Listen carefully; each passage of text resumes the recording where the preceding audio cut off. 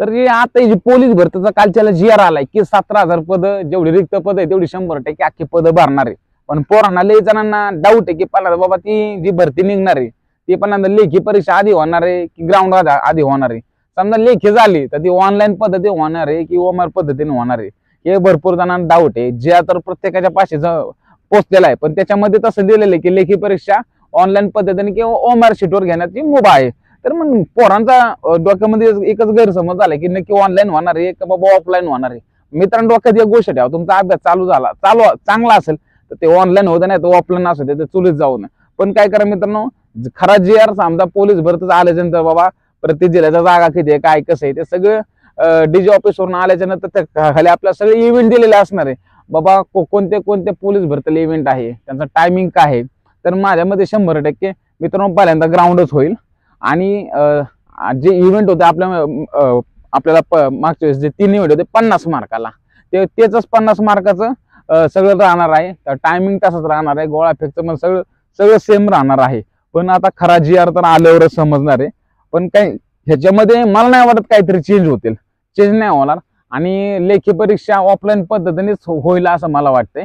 Online पद्धतीने काय होणार नाही. समजा झाली तर झाली, जाऊ दे ना, आपल्याला काही घेणं नाही. आपण तयारी करायची चांगली, आपला जेवढं आपण अभ्यास केलेला मार्क तेवढंच पडणार आहे का, त्याच्यापेक्षा जास्त नाही पडणार का त्याच्यापेक्षा कमी नाही पडणार. एक आधी 1-2च उत्तर लिहिणार, आपण तिथं काय 4 लिहिणार नाही. त्यामुळे काय डोक्याच्या बाहेरचं हे करू नका, जास्त लोड घेऊ नका. आणि दुसरी महत्वाची गोष्ट म्हणजे त्याच्यामध्ये दिलंय की IBPS TCS हे एक्झाम घेणार आहेत आणि तसं महाराष्ट्र शासन पण घेणार की MPSC घेणार आहे. तसं ते आपला खरा GR आल्यावरच कळणार आहे, कारण किंवा दिलेले आहेत.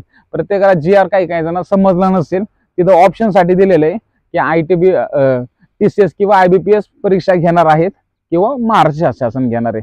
आपलं राज्य शासनानेच परीक्षा घेतलेला आपल्यासाठी चांगलं नाही. आता घोडाच लागला समजायचा. आता हे काय आपल्या इथं किती घोळ होत्या तुम्हाला पण माहिती आहे. पण आता एका माणसाची ती गोष्ट नाही की एक माणूस काहीतरी करू शकत. पण जेवढं महाराष्ट्र लोकसेवा आयोग जेवढी आपली परीक्षा घेईन तेवढंच आपल्यासाठी चांगलं असणार आहे. त्याच्यामुळं हा फक्त व्हिडिओ तुमच्याला हा डाऊट क्लिअर करण्याकरता होता. 17,000 पद म्हणजे लय पद आहे मित्रांनो. मागच्या 18,000 जागा होत्या. मोकार आपले मित्रमंडळी पोलीस होऊन गेले, मोकार हवा करायला लागलेत आता व्हिडिओ पण मित्रांनो ते त्यांचा कष्ट होतो, तो विषय वेगळा. आता भरपूर जण ट्रेनिंगला गेले. आता या फेब्रुवारी महिन्यामध्ये भरपूर जणांचे पासिंग आउट आहे. भरपूर जण आता ह्या मागच्या महिन्यामध्ये, ह्या जानेवारी महिन्यामध्ये ट्रेनिंगला गेले. तर तुम्ही ट्रेनिंगला जाऊ शकता.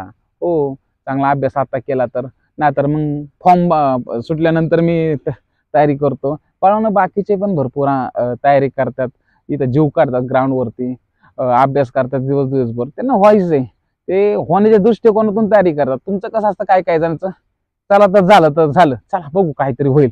तर तसं नसतं मित्रांनो. त्यासाठी दिवसभर अभ्यास करायला लागतो, सकाळ संध्याकाळ एक टाइम का व्हायना ग्राउंड चांगलं करायला लागतं. चांगल्या मार्गदर्शनाखाली चांगले ऑनलाईन क्लासेस जॉईन करून ते जॉईन केलं तेवढं यायला लागतं. आठवड्यातून एकदा स्वतःची परीक्षा घ्यायला लागते.